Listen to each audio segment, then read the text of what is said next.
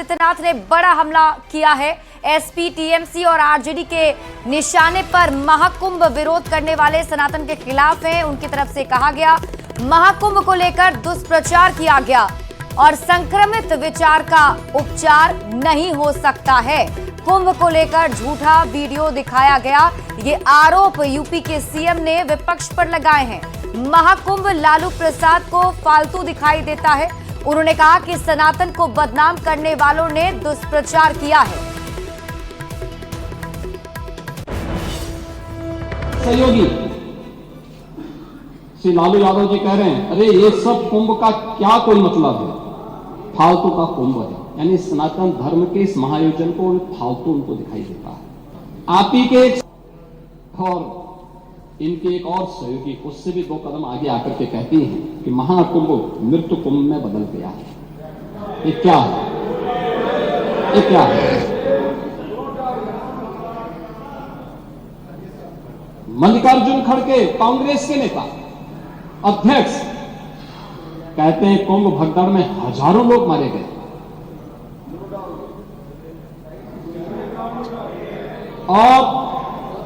और जया बच्चन क्या कहती हैं? ये समाजवादी पार्टी की नेत्री है। इस देश में अभी सबसे बड़ा मुद्दा महाकुंभ भगदड़ की घटना है। उन मृतकों की सही संख्या बतानी चाहिए और जनता को सफाई देनी चाहिए। उन्होंने आगे क्या बात कही? उन्होंने कहा व्यवस्थाएं आम आदमी के लिए नहीं बल्कि वीआईपी के लिए थी। शवों को गंगा में बहा दिया गया, इससे पानी प्रदूषित हुआ है। यही पानी लोगों तक पहुंच रहा है और ये इस प्रकार के गैर जिम्मेदाराना बयान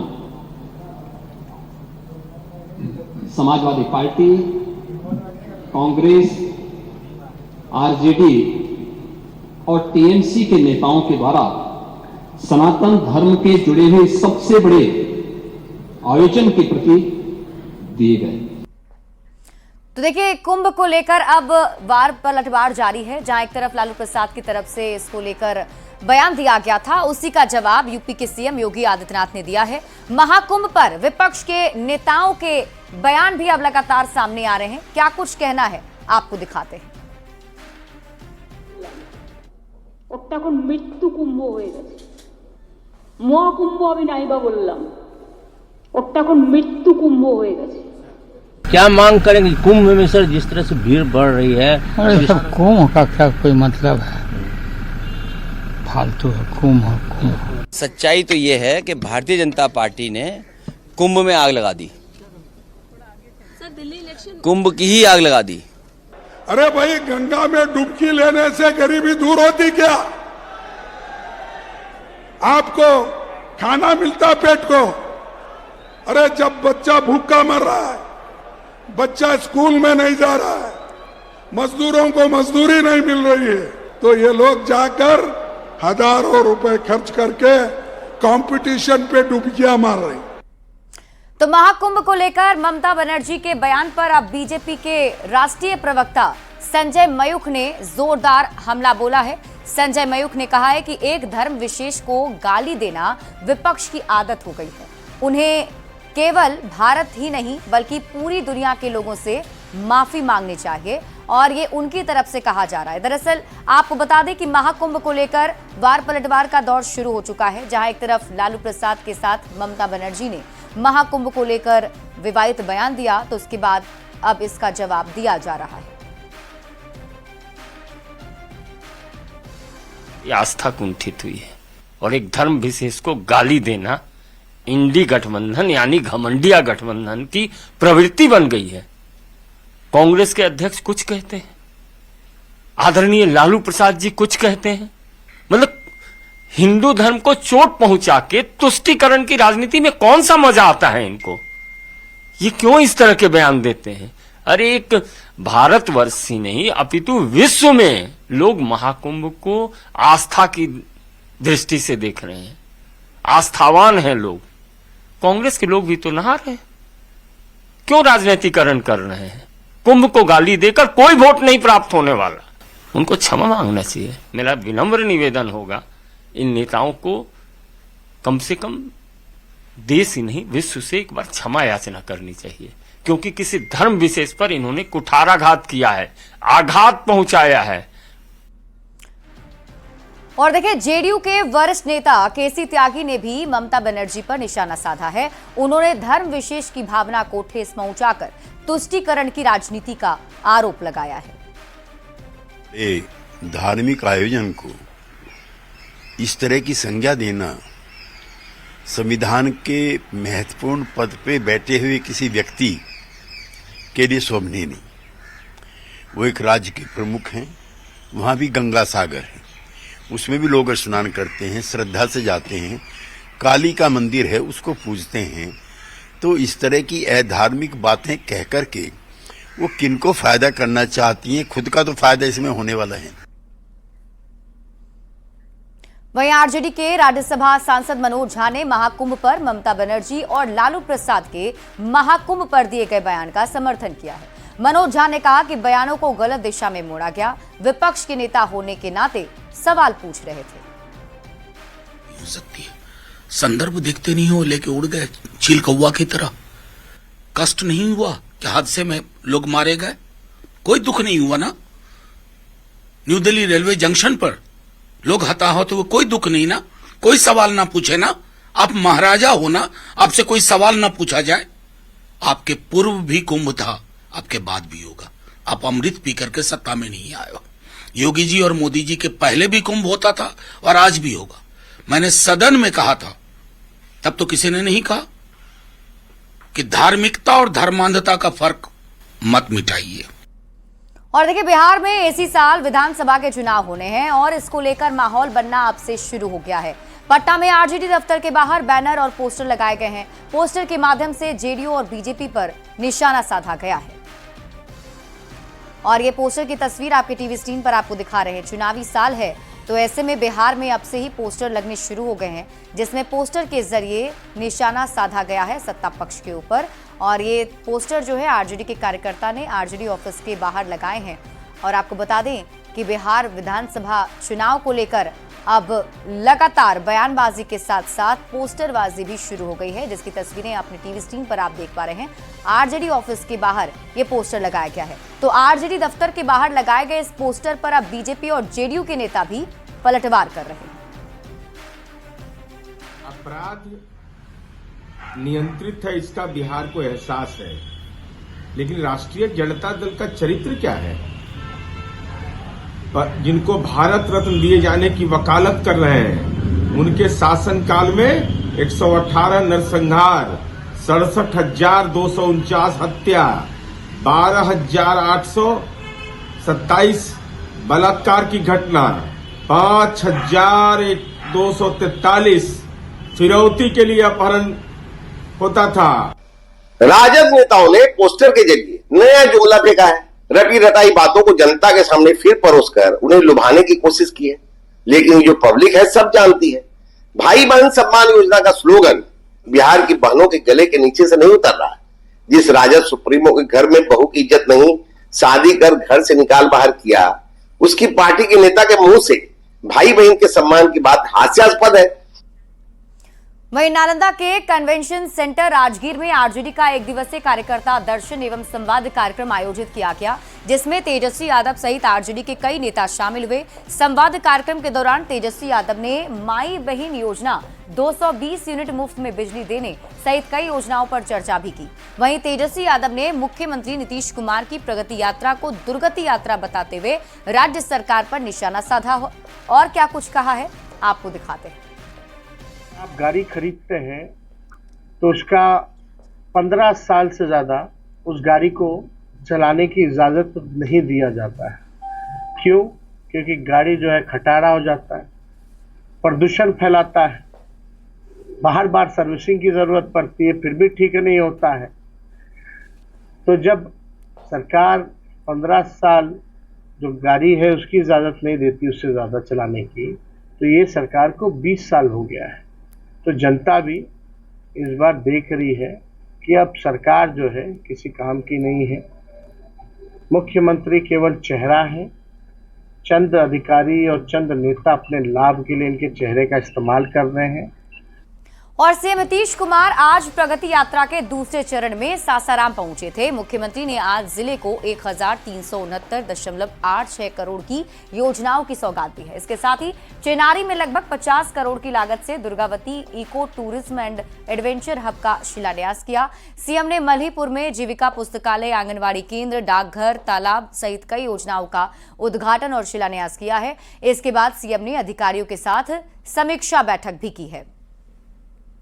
आपने देखा होगा कल कैमूर, आज सासाराम, चेनारी में जो सौगातें मिल रही हैं, ये अब ऐसा सौगात मिल रहा है कि जो बहुत दूर दूर से लोग आकर देखने को आएंगे। जहाँ कभी नक्सलाइटों से प्रभावित होता था, आज नेता नीतीश कुमार के देने हर लोग इस कैमूर से और इस सासाराम, चेनारी से उत्साहत रहते हैं आने का। अच्छी चीजें जो आज मिले, जो सौगातें आप देख ही रहे हैं, 1-2 घंटे के अंदर आपको फाइनल से मिल भी जाएगी। 3 बजे के बाद कोई आता नहीं था। एक जमाना था 2005 के पहले जो 3 बजे के बाद कोई आता नहीं था। आज यहाँ आने से लगता है कि नीचे वाले क्षेत्र से बढ़िया क्षेत्र हो। यही तो माननीय मुख्यमंत्री जी की सोच है। और हजारों करोड़ का आजादी से अभी तक इतना सौगात कभी रोहतास को नहीं मिला था। और ये पहाड़ के तलहटी में बसा एक गांव बादलगढ़ हुआ, मल्लीपुर हुआ, ये ऐसा कभी कोई सपना नहीं देखा होगा कि ऐसा होगा। बिल्कुल, वो तो तत्काल मुख्यमंत्री जी का निर्देश है कि जो घोषणाएं हो, लोगों की जो समस्याओं की पहचान हुई है वो प्रगति यात्रा में, उनके निदान के संबंध में फैसला तुरंत लिया जाता है, चाहे जिस स्तर पर हो। जिस भी स्तर पर अगर विभाग को लेना है तो विभाग लेता है, नहीं। और इस बीच रुक कर लेते हैं बड़ी खबर की ओर। 70वीं बीपीएससी मेंस की तारीख घोषित कर दी गई है। 25 से 30 अप्रैल तक परीक्षा ली जाएगी। आपको बता दें कि पटना में ही मेंस की परीक्षा होगी।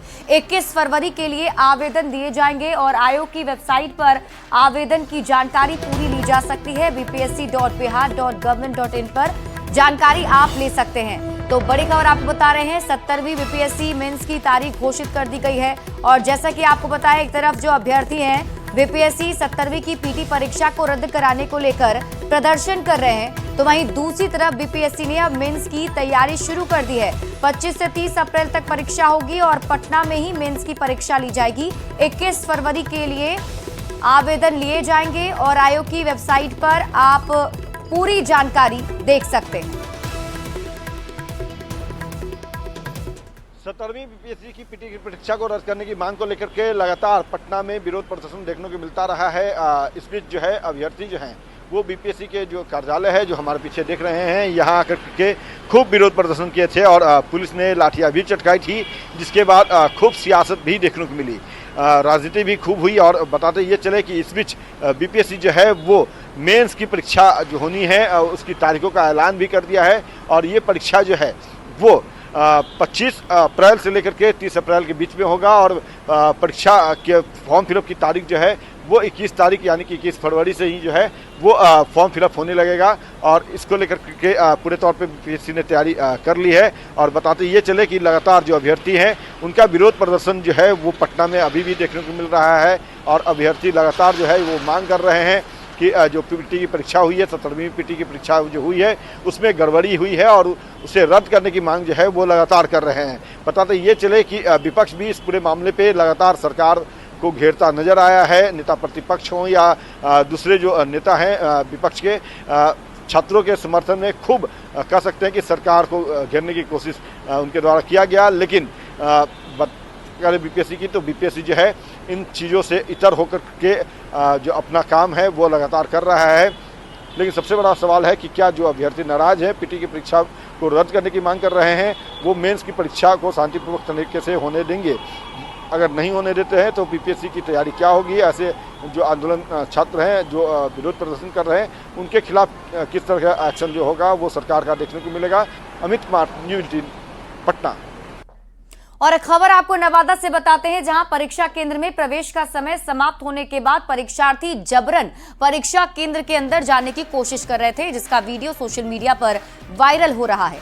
वायरल वीडियो शहर के जेल रोड में स्थित मध्य विद्यालय और कन्हाई इंटर कॉलेज का है, जहां परीक्षा केंद्र पर कुछ छात्राएं लेट पहुंची थीं, जिसके बाद छात्राएं परीक्षा केंद्र का बंद गेट और दीवार पर चढ़कर परीक्षा केंद्र में प्रवेश करने लगी। वीडियो में साफ दिख रहा है कि छात्राओं को अभिभावक इस काम के लिए प्रोत्साहित कर रहे हैं। परीक्षा केंद्र पर तैनात महिला पुलिसकर्मी उन परीक्षार्थियों को ऐसा करने से रोकती हुई दिख रही हैं, लेकिन अभिभावक किसी तरह छात्रा को परीक्षा केंद्र के अंदर भेजने में लगे हुए हैं। दरअसल किसी भी परीक्षा केंद्र पर पहुंचने का एक समय होता है, जिसके बाद परीक्षा केंद्र का गेट बंद कर दिया जाता है। भागलपुर में भी परीक्षा केंद्र पर देर से पहुंचने के कारण कई परीक्षार्थियों की परीक्षा छूट गई। Christ church government girls school आदर्श परीक्षा केंद्र पर आज कई छात्राएं देर से पहुंची थीं। कई छात्राएं गेट और दीवार फांदकर अंदर पहुंची, लेकिन अंदर सुरक्षा कर्मियों ने उन्हें परीक्षा देने से रोक दिया।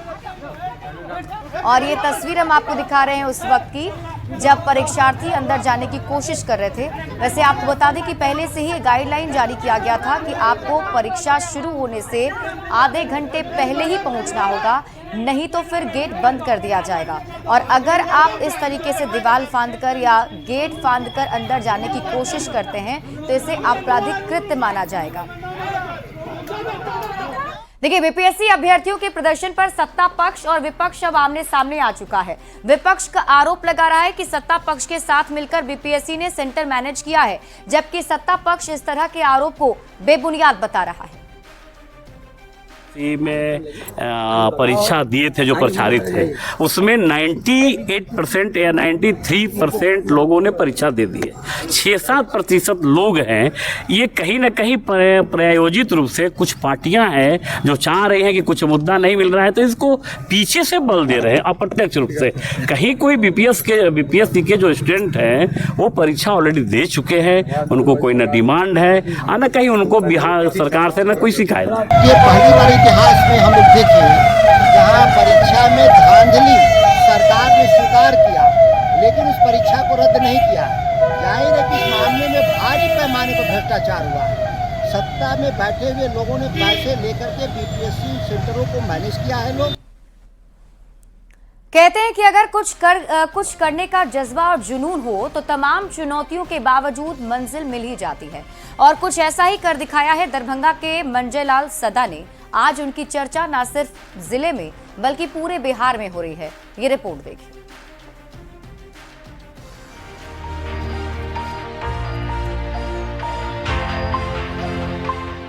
दरभंगा जिले के श्रीरामपुर पंचायत के परमार गांव के मुसहरी टोला के मंजल लाल सदा की इन दिनों खूब चर्चा हो रही है।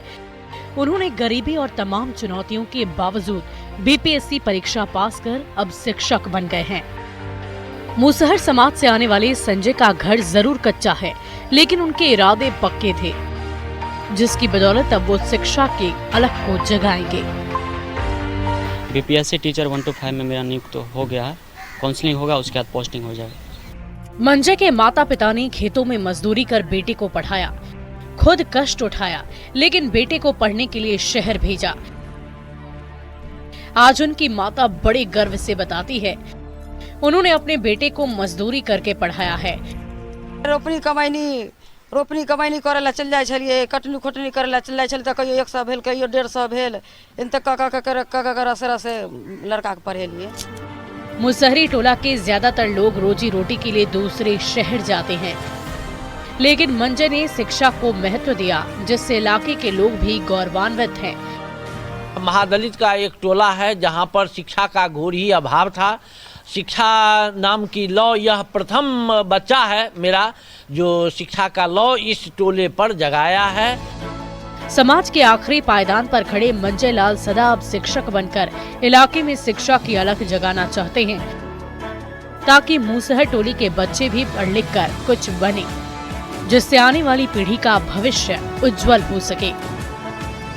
दरभंगा से न्यूज़ 18 के लिए विपिन कुमार दास की रिपोर्ट।